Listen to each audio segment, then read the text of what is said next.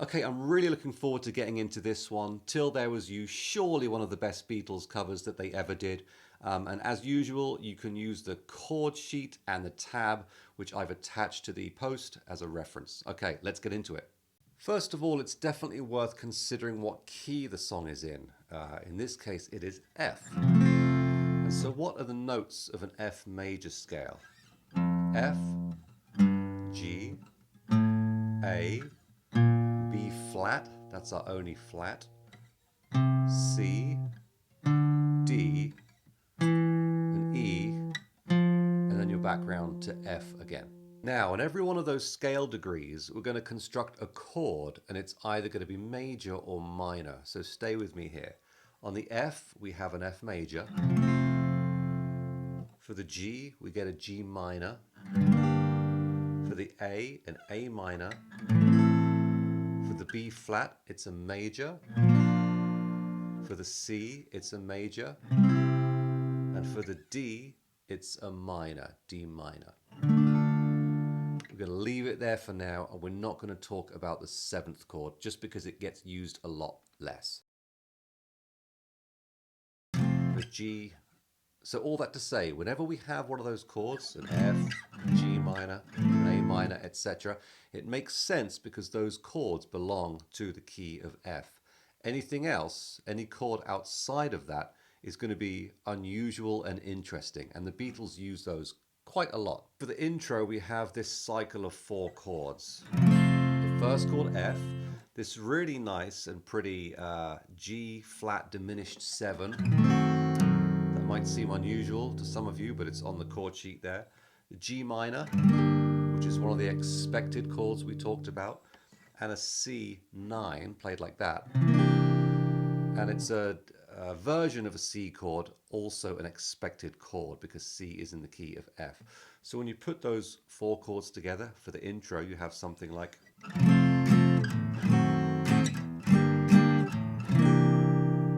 Let me try and play through the verse, and then I'll talk through the chords one by one. There were bells on a hill, but I never heard them ringing. No, I never heard them at all, till there was you. Okay, so first of all, we have the F. Now the chords are changing half as quickly, so it gives us a little bit more time to think compared to the intro. The F, here's that G flat diminished 7 again. Could call that chord F sharp diminished, but because F typically only has flat notes, I prefer to call anything outside of the scale by a flat rather than a sharp, so I'm calling it G flat diminished 7. Then we have the G minor. Don't forget, that's one of those expected chords that we talked about in the key of F. Here, the next chord is interesting because you have a B flat, but you have the chord as a minor. So we call this the 4 minor because in the key of F, B flat was the 4th degree, so B flat is the 4 chord, but we're playing it as a minor up here. So we call this chord, like I said, the 4 minor. Then we have F again. And now a chromatic move. Chromatic means we descend by 1 fret or by 1 semitone a couple of times. So we have an A minor, A flat minor, same chord but just 1 fret down, and then G minor. This beautiful C9 again. Till there was you. F, and then a quick turnaround. G minor, C9. Second time around is largely the same, except we end with a different chord.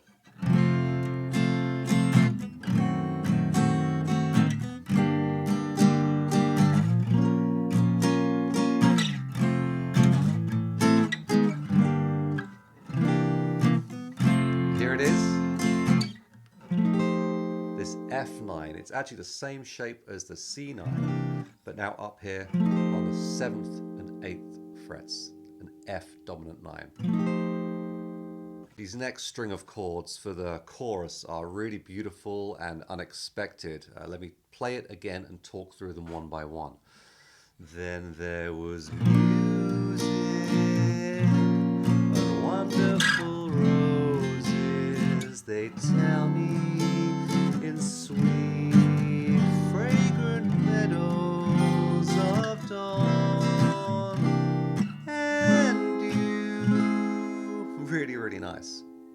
This is where the chords get super interesting, like I said, and some really cool ideas that you can steal for your own songwriting.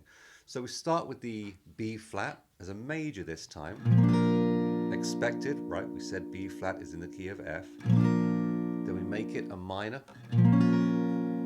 B flat minor. F, the one chord, F again. They tell me.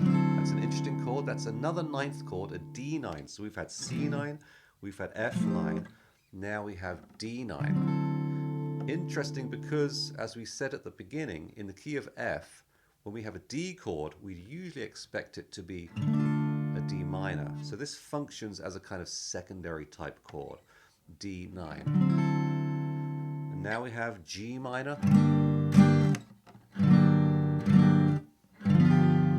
That's really nice. G minor, this interesting chord, G minor major 7. And then G dominant 7, very interesting. Then C7, C9, and this really beautiful C augmented. Being careful when you play that to avoid the bottom two strings. And if all those chords weren't enough to pique your interest, the Beatles do this amazing ending that sounds like this. Do the same thing again. I'll play it, then explain what I'm playing. Till there was you.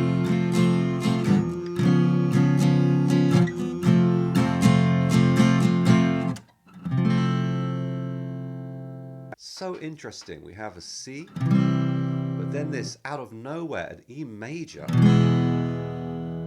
back to C, there was you, F, the one chord, and now a D flat dominant 7 played like this.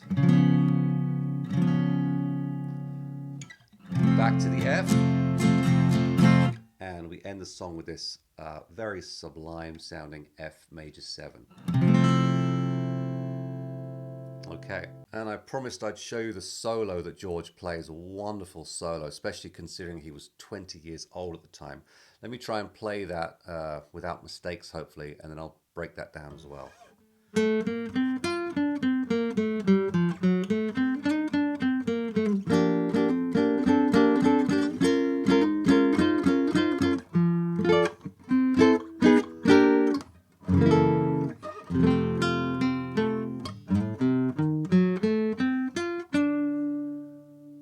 Let me break this down phrase by phrase, and you will have the tab to refer to as well.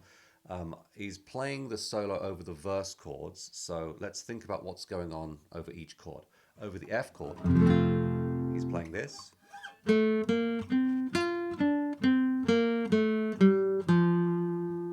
Over the G flat diminished chord, he's playing. I like to get that slide in.